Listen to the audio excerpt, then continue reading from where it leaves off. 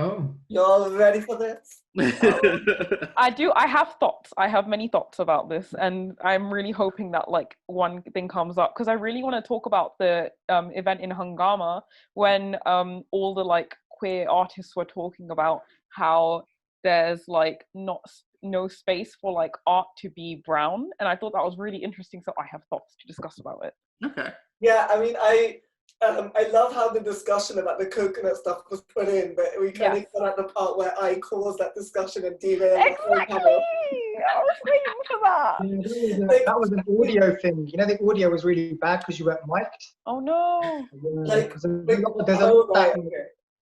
Because when I was editing it, obviously I'm trying to put bits in that I think will push the narrative forward, but then a lot of it, because of the technical side, audio was a big problem. So whenever there was audio issues, I'd always have to go with shots where the audio was crisp and clean. That's why in that scene, Aaron was actually mic'd.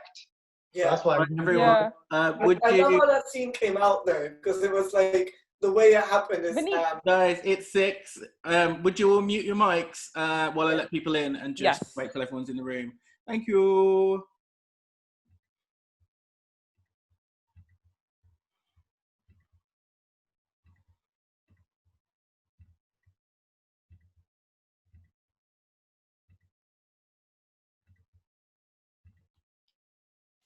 Hi everyone, we're just waiting to let everyone in the room, so please be patient.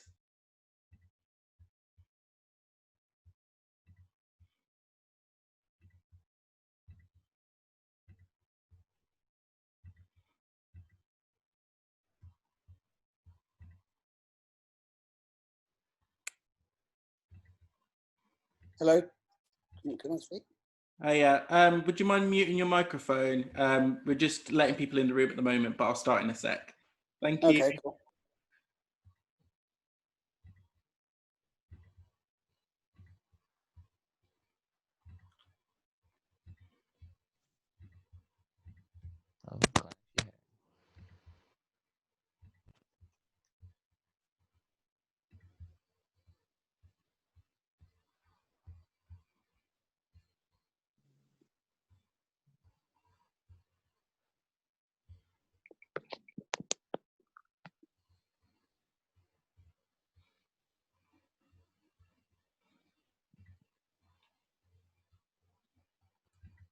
Right, people will arrive throughout, so I will let them in as they come in. Welcome, happy Pride Month, and welcome to BFI Pride House Party. Today we're celebrating the LGBTQIA+ community. Hopefully you've all just watched Pride and Protest, which is an incredible film. After the Q&A, we'll be throwing a very special queer house party at 7 p.m. I'm going to drop the link in the chat now. Please grab that if you want to come now, because at the end of the Zoom, the chat will also disappear, so you won't have access to the link. I've just dropped that in. So house rules. Please stay muted until the end when I'll ask for questions. Please don't share the screen. Respect each other. This is a safe digital space. Anyone being rude or bullying another will be thrown out. Equally, if you receive any offensive messages, please message me privately and I'll deal with it. This Q&A will be recorded, so if you wish to turn off your video and log out and log back in with an alias, if you wish to change names, please do that now. Use the chat function throughout to ask questions, which I'll read out at the end, or ask you if you want to read out yourself at the end, at which point I'll ask you to unmute. Unfortunately, I may not be able to get through all of your questions, but I'll do my best. So now I'd like to introduce Blaise Singh, Ferhan Khan, Vaneet Mehta, and Manpreet Dhindsa. Can you all please introduce yourselves and your pronouns? Let's start with Blaise. I'll go first. I'm Blaise Singh and my pronouns are he, him. Do you need a bit more? Yeah, tell us a bit more about you, yeah. Yeah, so I'm a project manager for MADE, Make a Difference Entertainment, and basically we are a charity which was created to reduce prejudices about the LGBT and BAME community, and also make films which enable people, especially young people, to develop skills and get into the creative industries. Awesome. And Ferhan? Yes, hello everyone. I am Ferhan Khan. I do identify as a gender non-binary male, so I prefer they them pronouns. It gives me gender euphoria to have to be referred with they them pronouns. But I go with he him because I present quite male, so that's okay. I'm a Muslim, and obviously I've experienced a great deal of homophobia from within my community growing up and continue to do so. And I want to challenge that homophobia because I believe that people like me that are growing up young, especially queer Muslims, gay Muslims, lesbian Muslims, bisexual Muslims, deserve a better life, deserve not to have to feel ashamed of who they are. So that's why I do what I do. I want to be visible, and via my visibility, hopefully make things a little bit easier for Muslims that are feeling ashamed of who they are, LGBTQI plus Muslims. Yes. Vaneet, do you want to intro yourself? Pronouns? Hi everyone. Hi everyone, my name is Vaneet. My pronouns are he, him. I'm an Indian bisexual, born and raised in Southall in West London. I work as a software engineer, but in my spare time, I do stuff in the LGBTQ plus community. Not only do I volunteer with Rainbow Films, but I also volunteer with Middlesex Pride as a community engagement officer. I also co-created a YouTube channel called The Ambassadors, which focuses on bisexual issues. And I do a few other things. I write a lot. My writing has been featured in Metro UK, GMFA, and in a bisexual anthology called The Bible Volume 2. And I'm currently writing a book on bisexual men. So that's me. You're muted, Rico. And Manpreet, please. Okay. Hi guys, I'm Manpreet Dhindsa and my pronouns are she, her. I'm from West London, Southall, and currently I teach in Spain actually. I don't really live in the UK at the moment. So my involvement in the documentary was just someone who was a local in the area that Made is, and they wanted my experiences on being queer and being South Asian as well. So I contributed from my very small perspective of just wanting to be an entertainer and wanting to merge these two spaces together and see where I can find people who know like what places are there for people like me. That's interesting. So before we start, just to note, you'll probably get the most out of this Zoom if you all switch to speaker view, then you'll see the person who's speaking at that time. So my first question to everyone is, when we've previously spoken about Pride and Protest, there was a lot about the process of the film. So I wanted to talk a little bit about the process of it and the organic way it evolved. Yeah, sure. So this film was actually a product of a project called Rainbow Films that we had started in 2018. And the idea behind it was we received funding from the People's Health Trust to put together a project, and we would meet regularly every Saturday over the course of 20 months. And our project was designed in a way to bring people from the LGBTQ community specifically together, and for us to use it as a safe space in order for us to be able to challenge prejudices that may exist about the community, to make new connections, and also for the group to, I would say, be able to form close friendships and kind of, contribute to improving their well-being. How we decided to do it was we wanted to make a documentary, and my background is video production. So over the last 10 years, I ran a video production company, and I was also doing other creative projects that I made, working with participants, and of course I had teaching experience as well. So I kind of utilized that to become a facilitator and a project manager, and I brought the group together regularly, and we decided to go through the process of production. And the film itself was made on a shoestring budget. We literally had costs to cover expenses and whatnot.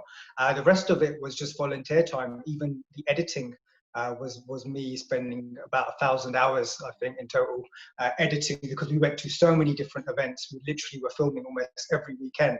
And it was just a task to put it all together. It was like a jigsaw with infinite possibilities, infinite solutions. So it took a lot longer than I had anticipated to actually put the edit together. But the actual film itself was born out of the conversations that we had had, the experiences that we had as a group. And in actual fact, when we first started the film, it was supposed to be very different. And it had evolved over the sessions. And we decided at one point, we said to ourselves, look, we're not going to rely on other people. There was a lot of groups and a lot of organizations that we contacted. I'll just give you an example. For example, the Metropolitan Police, we contacted them to be involved in interviews. And we were sent through, jumping through so many hoops trying to get interviews. Cut a long story short, it just didn't happen. And also, they weren't interested in working with us unless we were going to be broadcasting the documentary on BBC or Channel 4. So at that point, we kind of decided, you know what, why don't we be the story? Why don't we focus our energy on telling our stories in the way that we want to tell them and put it out there and not have to rely on people? We're going to be here in every session. Myself, Vaneet and Manpreet, especially were core participants. So we were like, look, we're here all the time. Why don't we focus on us? And that's how it kind of evolved. But the process itself, it was, again, as I said, it was a group, a team effort that kind of, we decided to kind of, over the course of the weeks, was to look at how can we tell stories about ourselves and how can we figure out things that are going on, or storylines that are going on in our lives, and kind of let them become storylines within the film itself. So it's a very personal film on a lot of levels, but at the same time, we wanted to cover a lot of issues, because that's how we thought at the time that, you know, for us as well, there's so much going on in our lives. We want to sort of capture that, but specifically, it kind of was molded into queer people of color experiences, because another thing was a lot of the white people left in the group. We had a very mixed group to begin with, and it just so happened, and this wasn't by choice or by, I think it was more by coincidence, that the group started to become very queer people of color led, and then it evolved into a QPOC film. I feel you can really feel that natural progression within the film. The starting point of the film is very resolute, whereas over the process of the film, I feel like the narrative became more fluid, which is actually quite interesting. Ferhan, we saw a lot about your journey in the film. Could you describe a little bit about that, like your progression over the film, like the things you've encountered? Yeah, well, it was interesting that you know, Blaise and I kind of met at the protest, because it was very organic. It was a journey. It was a process.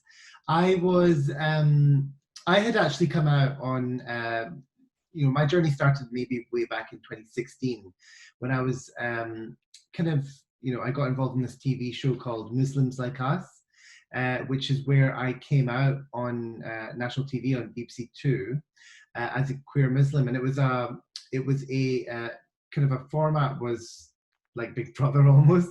It was like 10 Muslims living in a house together, and I came out as gay. So when I did that in 2016, and then moving on to, it must have been 2018, so 2 years ago, 2 years later rather, the kind of like I met Blaise and the protests happened. It's so strange that I'd kind of gone through a period of time where, sorry, it was 2019, where I'd kind of like felt comfortable enough to be openly gay to that level where I'm actually in people's living rooms, like, do you know what I mean, as a gay Muslim. So that level of confidence was kind of originally there from 2016. And then when I heard about the protests happening in Birmingham against LGBTQ inclusive relationship education and the amount of coverage in the news, I thought, you know what, I really need to add my voice here, because I am uniquely placed to kind of go there as a Muslim and speak to them on a Muslim level, you know, like as one of them, and then also, and to humanize them.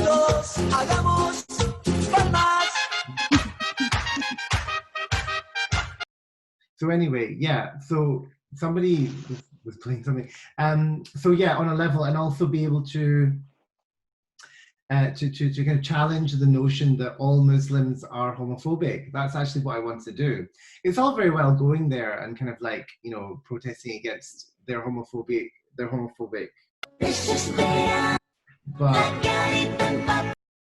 it was, I think it was important for me as a Muslim to actually provide my voice as well, so that it could be, so that we could humanize the protesters at least, so that we could like, you know, at least kind of like feel, you know, like they need to be listened to, because the only way you can actually like tackle the homophobia is to try and listen to them and then try and change their minds, you know, hopefully.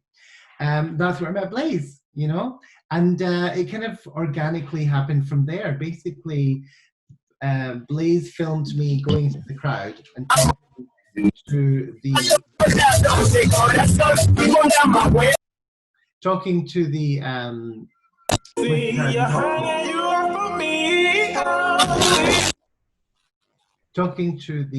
oh God. Todos, soy Anonymous. Talking to the En caso que no sigan mis so then it was like indicaciones. such a kind of exciting thing that Blaise was going to be putting together this film, and I think somebody else showed me this application form to get involved with the Rainbow Film. I wrote off an application, but I've been seeing Blaise loads afterwards anyway, so it kind of happened organically from there. Does that answer your question? Sorry. Well, yes, yeah, that does. Sorry everyone for the hijack. I am kicking people out as it happens, and I'm trying to turn off screen sharing now.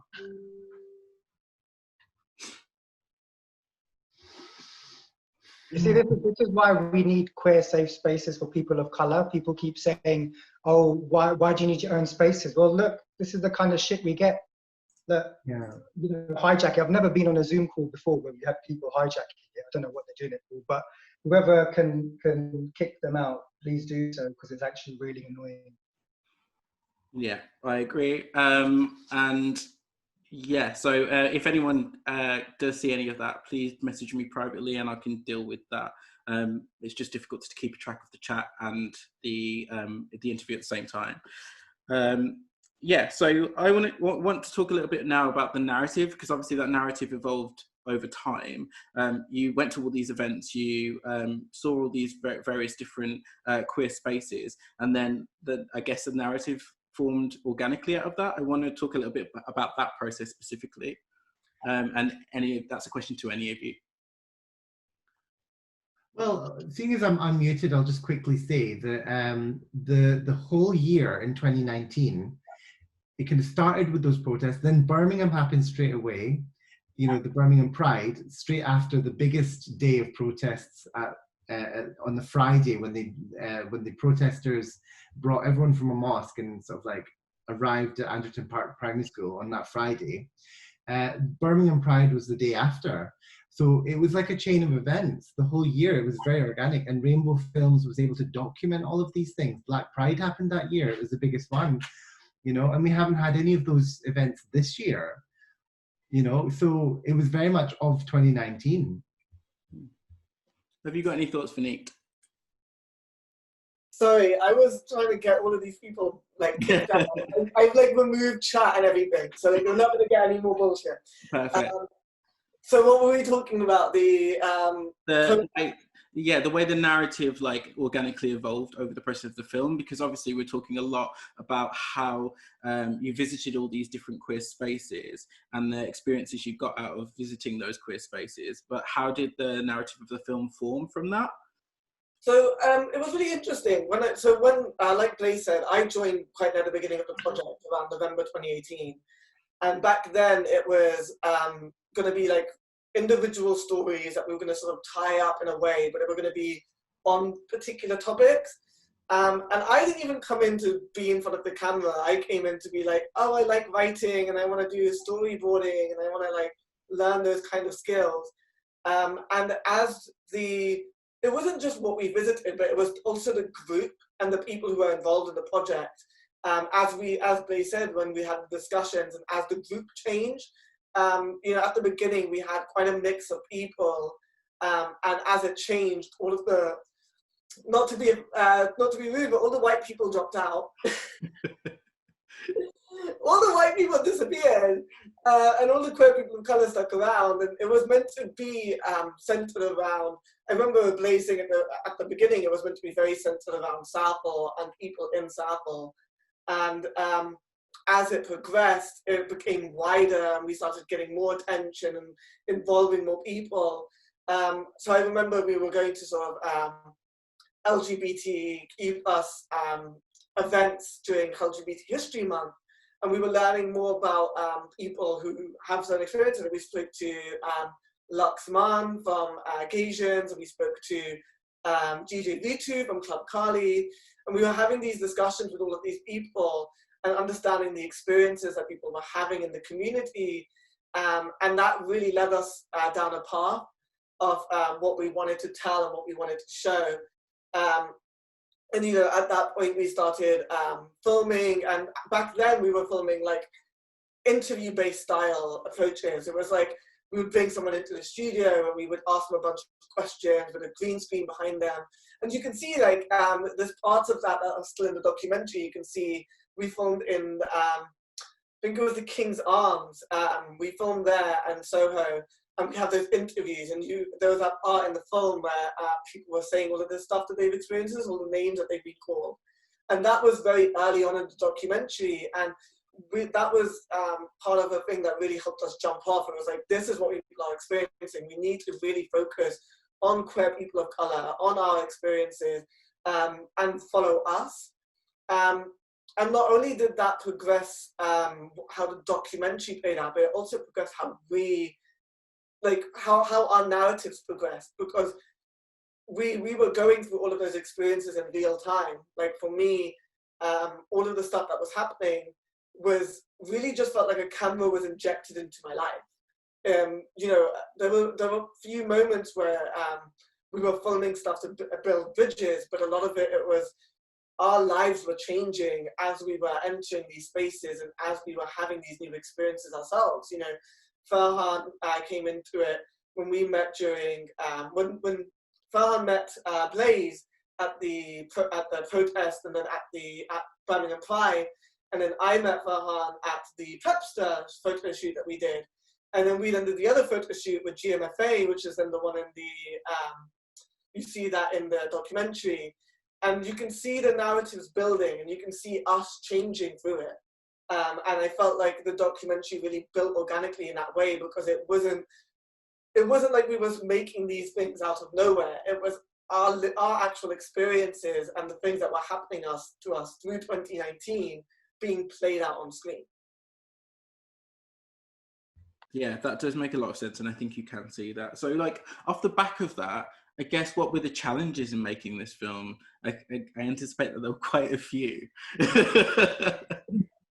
Yeah, there were loads of challenges. We were discussing that just before we actually started the interview. But you know, a lot of it was the time commitment. It was Saturday every like 12 till 5, sometimes longer. Yeah, that was like the core. And then it was like, if we're doing filming, I remember there was one time for Hungama Hotel, which is in the documentary, I had to be in Camberwell at, I think it was like 11, something absurd like that. When me and Manpreet traveling, and we were like traveling an hour and a half. Oh my God, and I was like, it's my Saturday, and I have to wake up at 9 a.m. to get to Camberwell, to get to the chateau, so we could film Hungama Hotel. And then we were there from like 12 till 10. And you know, it's when you're working full time, when you're doing, you know, your 9 till, in my case, 9 till 6 every single weekday, that time commitment was massive. And even like, although we gained so much out of it, the way the documentary developed meant that things were changing every single week. The way that we were going about the documentary was changing week to week. And I think it got to a point where like me and Manpreet had a little bit of a chat. We were like, do we know where the documentary is going? And we thought, I'm so lost. And we sat down with Blaise, we're like, can you just clarify everything? Thanks. But we gained so much out of it. I think it was great that the documentary grew like that, because we were getting new experiences, and we were getting those experiences and changing what we wanted to show because of that. And I think that was a really important thing to do. But it was challenging at the same time, because week to week we're like, okay, what are we doing again? Okay, we're doing that. Okay, that's what we're doing. Yeah, and I think also just to add to that, basically with the in terms of the actual contributors who were going to be in the documentary, when it first started out, we wanted it to be very much focused on hate crime and the organizations that are there to help to counteract hate crime, for example. A lot of these organizations were white-led. And we found that through the communication processes, there just wasn't that trust. You know, we would send them countless emails, and we would keep getting rejection saying, oh, you can't do it because of this. Or if we went to events, we'd have so many restrictions imposed upon us, it would be unbelievable, and be like, well, why are we even here? Why are we even filming? It's only when we started contacting people like UK Black Pride, by Pride, and the other organizations that you see, we had a great relationship with them right from the get-go. And they were like, yeah, cool, come down, film what you want. Obviously, we had to be mindful of people who went out.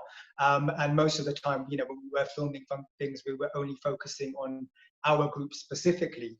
But that was a big challenge. And I think how we overcame that is because we adapted the story to the members of the group, like myself, Vaneet, and Manpreet and Ferhan, as opposed to trying to go out there and find contributors.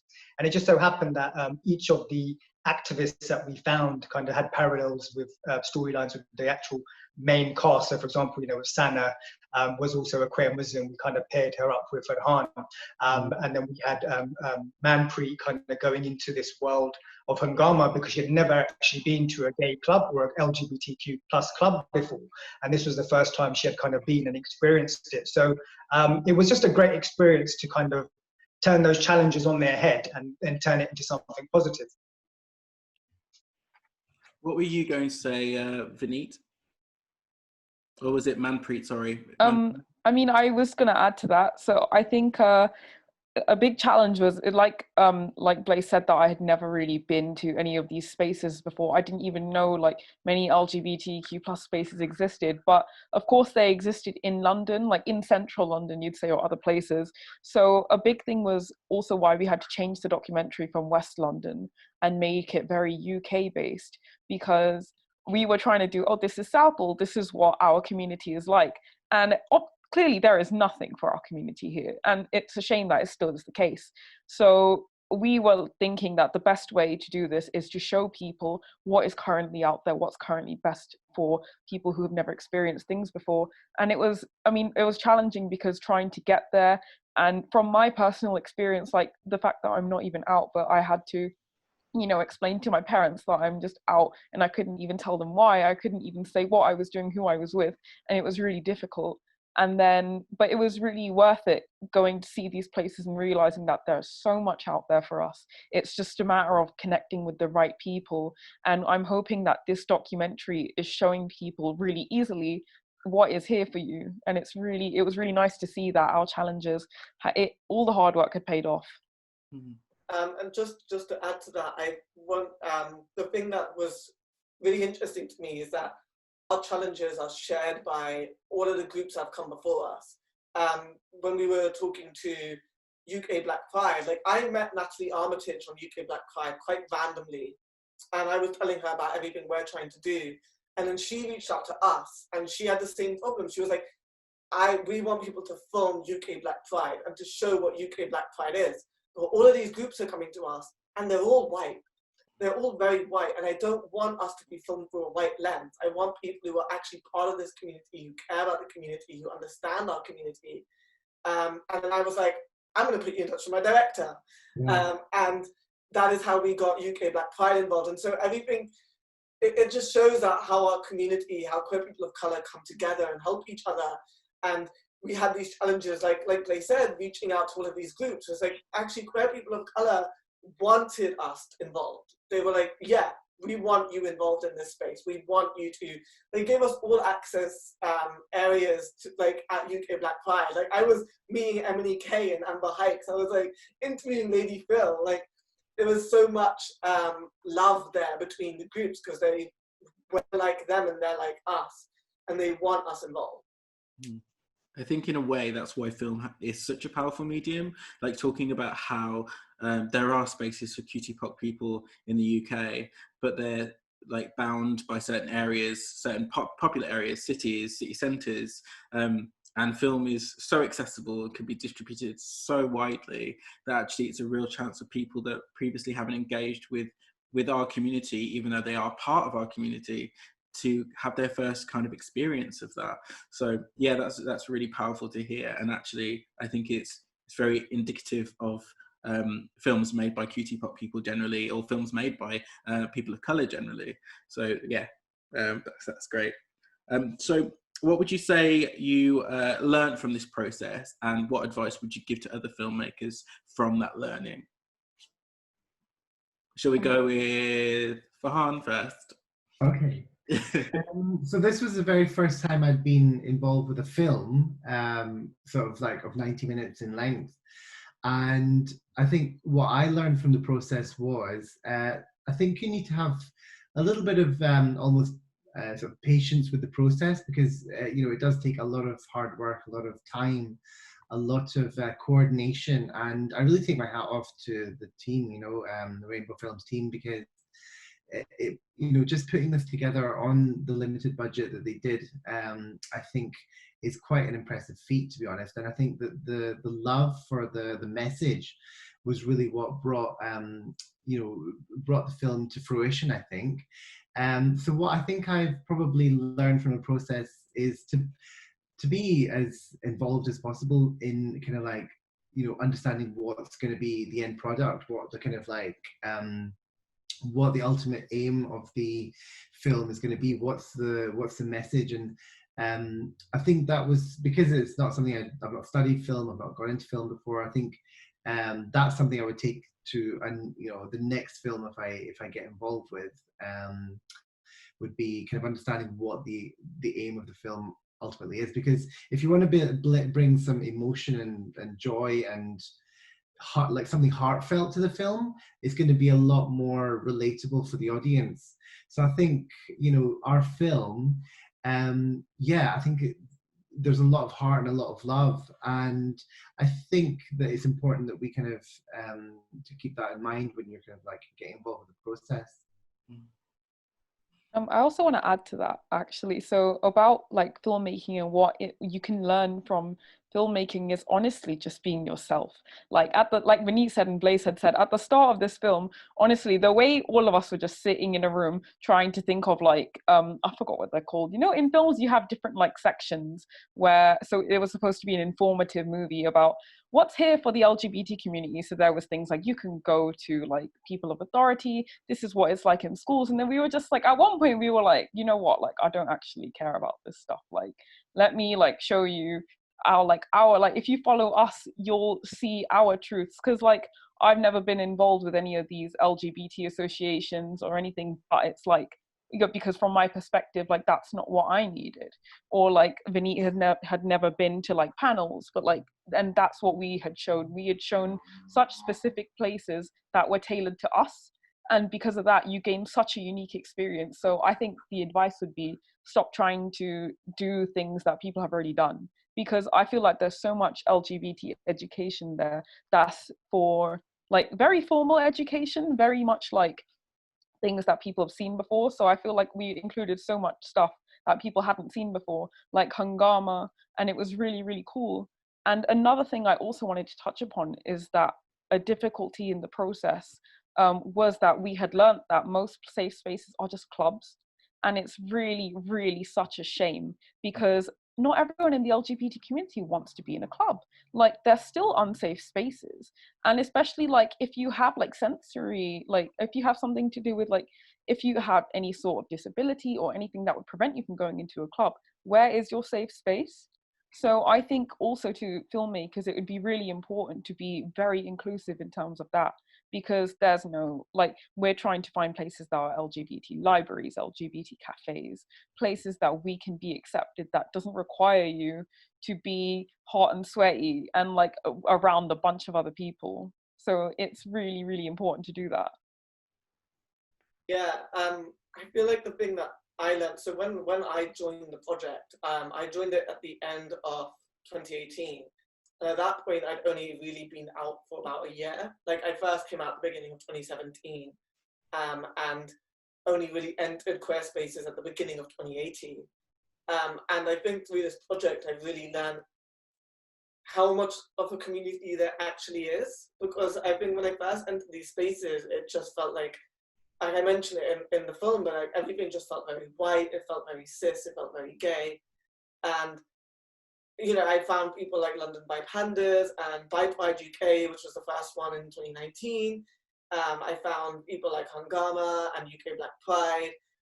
Although I knew about UK Black Pride before, but like meeting all of these people and actually talking to them and understanding them, you know, just listening to anything Lady Phil says is such an inspiration. Like, I feel like I'm in a holy space, just like being surrounded by her presence, and just like learning from all of these people and understanding all of the incredible stuff they do was such a process, but also understanding how much we can do as people, because sometimes it can feel really exhausting that you feel quite alone and yeah, you feel quite shut off in a lot of ways, but learning how much people have managed to do despite everything working against them.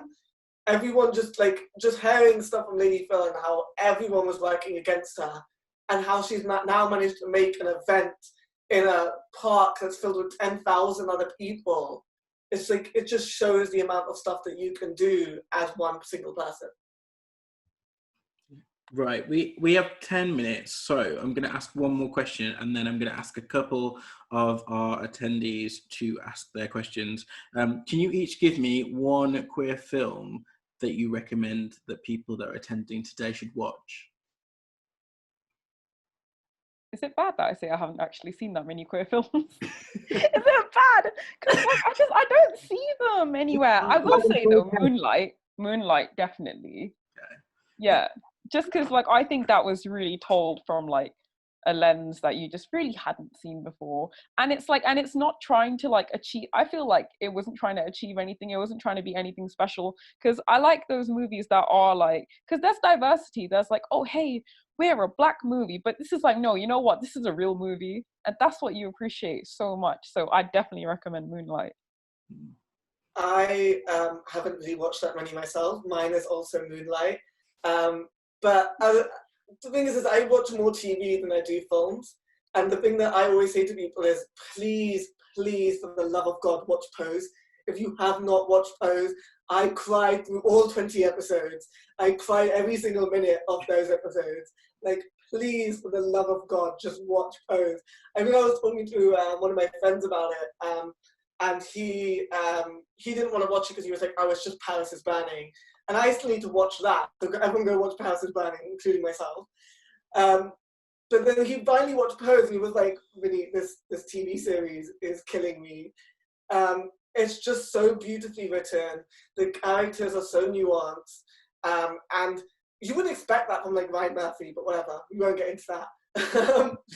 And it's so nuanced, and it's so relevant even today.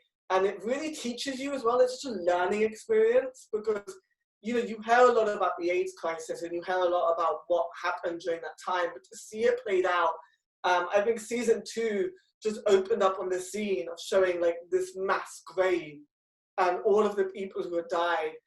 And I was like, it's been 5 minutes and I'm already on the floor. I'm already just like, please stop, I can't. And just seeing that written out and presented to you so raw, and all of the representation behind the scenes as well. I think that's something that we don't often get. We get a lot of films where it's like, oh, trans representation, but it's like a trans woman played by a cis man, and you're like, how does that work? And to see all of these trans and non-binary people and black and brown faces just out there playing themselves unashamedly, like, watch Pose. What about you, Blaise?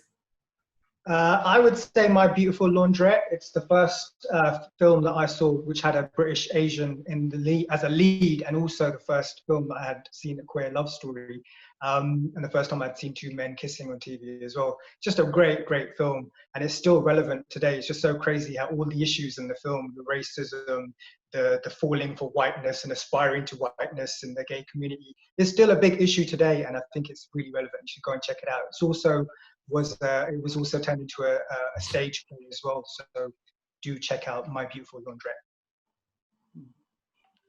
And finally, Ferhan. So I was going to talk about Fire. It's a 1996 Indian film about a lesbian love, basically. Now I chose Fire because what's really interesting, it came out in 1996 and it was hugely controversial. It was banned, I think, in India. you know, you couldn't watch it. You weren't allowed to see that kind of love on screen. Now, looking back, and now being in a time when, you know, Section 377 in India has been removed, I think that just shows, if you watch it now, it just shows, wow, like, you know, things have moved on so much.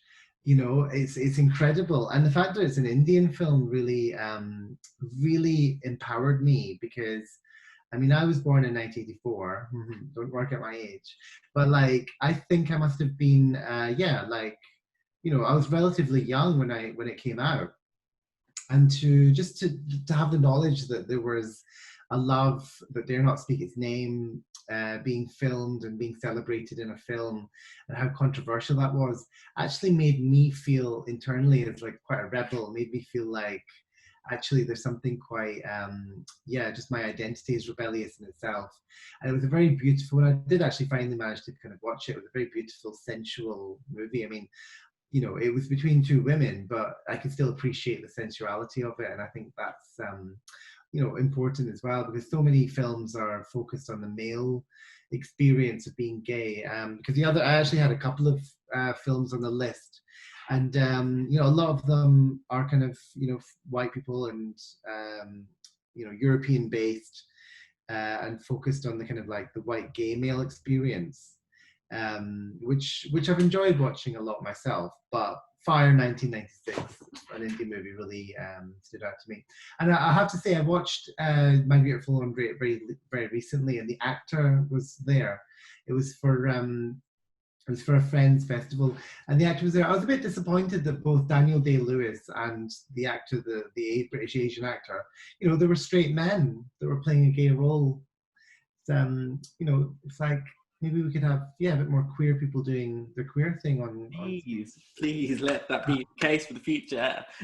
I mean, I think it's also about opportunity. It's not necessarily like actors can play any character, but it's only when queer actors are given the same opportunities as straight actors, or non-binary actors are given the same opportunity, and trans actors are given the same opportunity as cis actors, that we can really start to talk about how characters can be played by anyone.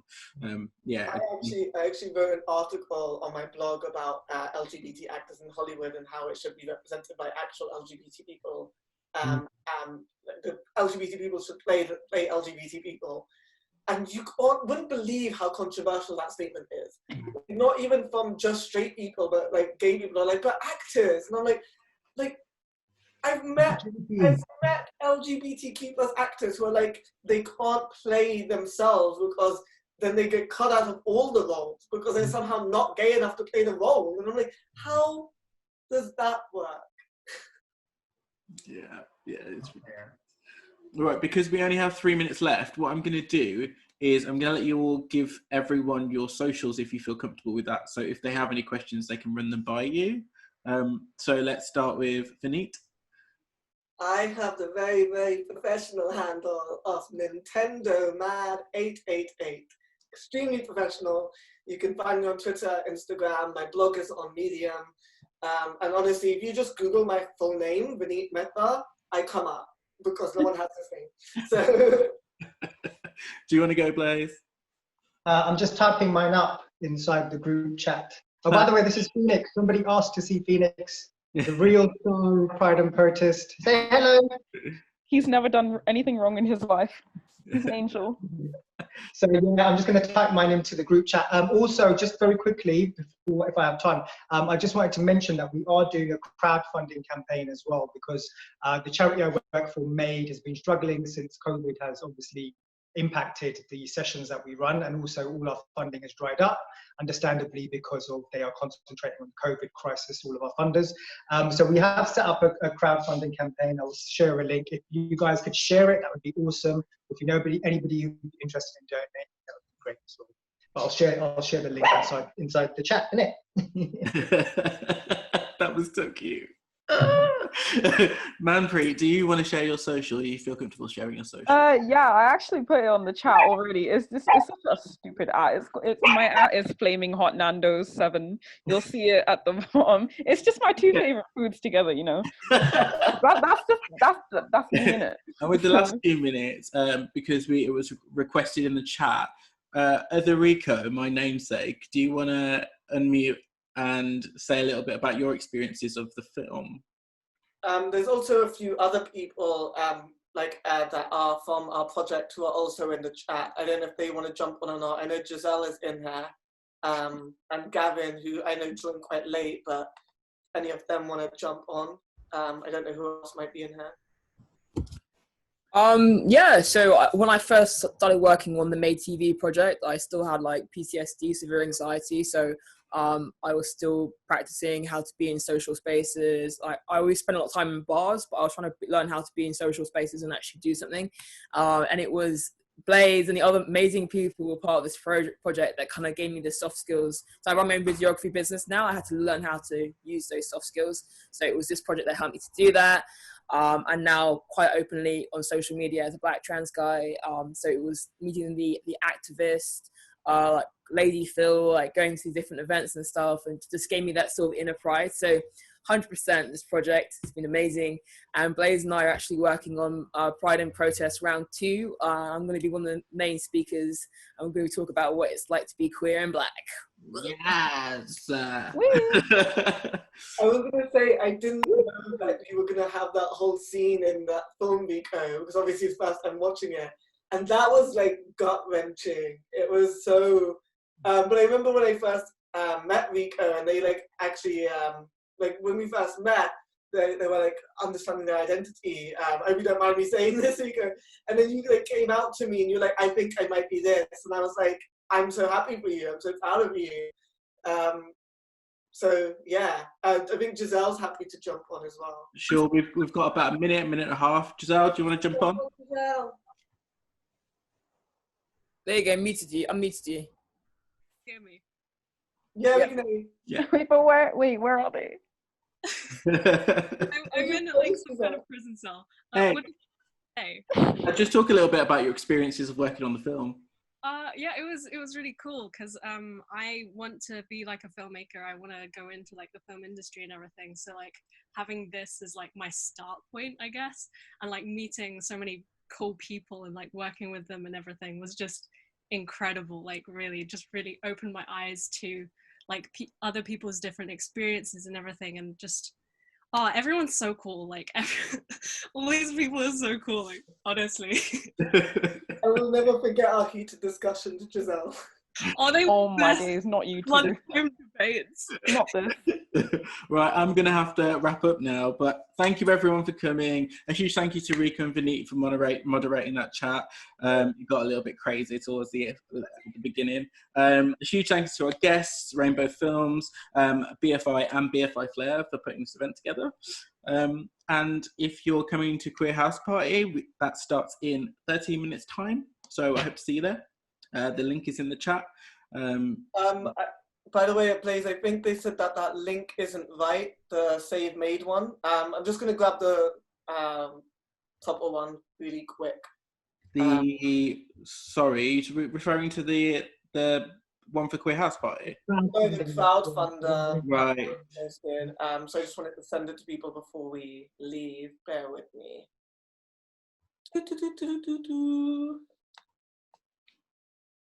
Sorry. I'm only seeing your messages now, Rico. It's like text. I find the button to like unmute the chat, so I was like just fumbling around like. Sorry. Thank you for jumping on and moderating though. That was moment. So you need to get the questions, you know. Oh my god. I was just like, I was trying to listen to Ferhan, and at the same time, like everything was just going completely crazy. Right, I'm just gonna get the GoFundMe now. Here is the GoFundMe, everyone.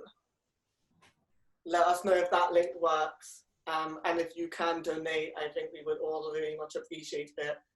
That would be great. I'm gonna talk for about 20 seconds. Can I just say one quick thing? Yeah. Just one quick thing. If you guys enjoyed the film, please could you go to IMDb, look up Pride and Protest, and leave a rating, please. Thank you very much. Yes, and the link works. So now I'm going to close the chat. Thank you all for coming, and thank you to our guests. Ciao for now, and maybe see you. Thank you, guys. Bye. Bye.